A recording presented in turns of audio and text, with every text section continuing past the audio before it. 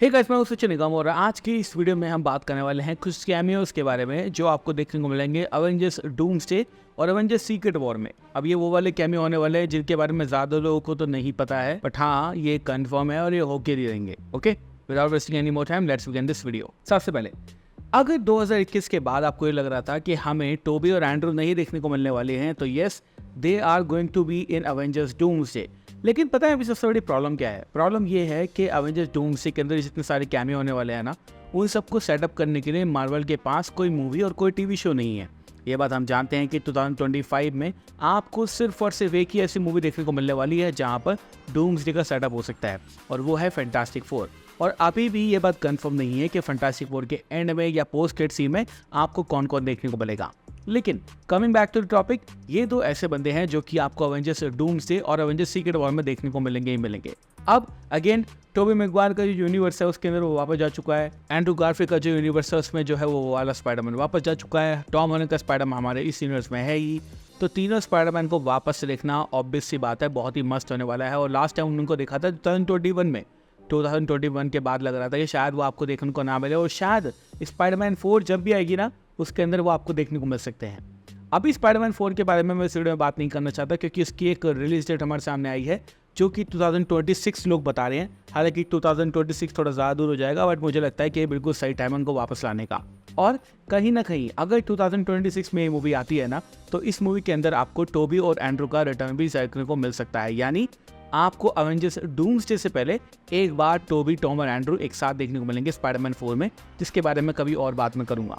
लेकिन Kevin Feige का जो सपना है ना वो ये है कि वो सारे के सारे जो पुराने हीरो है उनको एक तरह सेंड ऑफ देना चाहते हैं।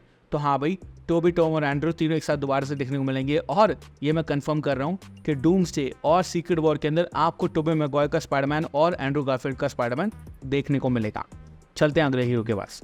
तो अगला जो कैरेक्टर है जो कि आपको डेफिनेटली देखने को मिलेगा, that is going to be Hugh Jackman Wolverine. अब ह्यू जैकमैन जो है वापस आए, आपको पता है डेडपूल एंड वोल्वरिन बहुत ही बढ़िया काम कर रही है। 800 मिलियन इन्होंने कमा लिए हैं और आगे शायद 1 बिलियन की तरफ ये जो मूवी है वो चल पड़ी है। तो ऑब्वियस सी बात है, जो हमारे ह्यू जैकमैन है जब वो आए हैं तो वो एक मूवी के लिए तो आए नहीं होंगे। एक्चुअली में मुझे ये पता चला है कि उनके कॉन्ट्रैक्ट पर ये बात लिखी हुई है और उन्होंने खासकर केविन फाइगी से बात करके ये बात अपने कॉन्ट्रैक्ट में डलवाई है कि मैं डूम्सडे के अंदर और सीक्रेट वॉर के अंदर जब भी काम करूंगा और मैं डेडपूल वोल्वरिन के अंदर जब भी काम करूंगा जब मुझे रॉबर्ट डाउनी जूनियर के साथ और टोबी मैगवायर के साथ, यानी कि आयरन मैन और साथ साथ स्पाइडरमैन, इनके साथ मेरे को स्क्रीन शेयर करने का मौका मिलेगा, तभी इसी कंडीशन पे वो डेडपूल एंड वोल्वरिन मूवी के अंदर एस वोल्वरिन आए हैं। तो जैसे कि मैंने शुरू में कहा कि टोबी, टॉम और एंड्रू आपको देखने को मिलेंगे, तो इसके साथ साथ एक बंदा और कंफर्म कर लो जो कि होने वाला है ह्यू जैकमैन का वोल्वरिन।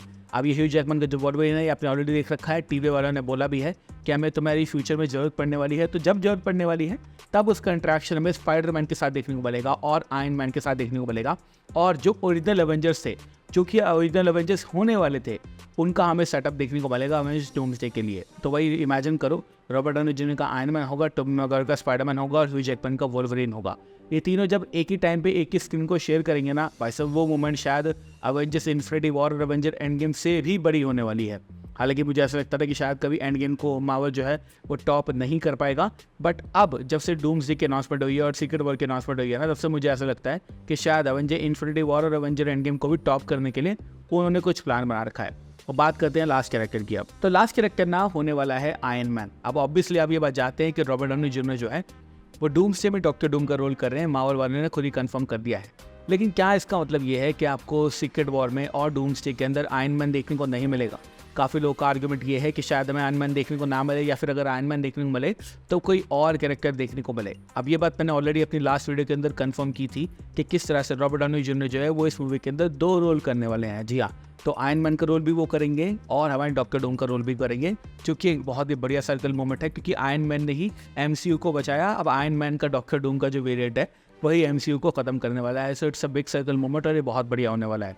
लेकिन रिसेंट रिपोर्ट जो हमारे सामने आई है वो ये है कि मार्वल यानी कि केविन फाइगी दोनों मिलकर ना टॉम क्रूज को अप्रोच कर रहे हैं। अब ये बात आप जानते हैं कि 2022 की मल्टीवर्स ऑफ मैडनेस के टाइम पे ये बहुत ही बढ़िया रूमर था कि भाई टॉम क्रूज का iron man, superior iron man आपको देखने को मिलेगा। हालांकि ऐसा नहीं हुआ, बट इसका मतलब ये नहीं है कि वो फ्यूचर के अंदर भी नहीं हो सकता। और मैं तो इस बात पर गारंटी दे सकता हूँ कि मार्वल ने 2022 में इसलिए नहीं डाला उनको क्योंकि उनका प्लान था कि आने वाली किसी बड़ी मूवी के अंदर वो उनको लेकर आएंगे।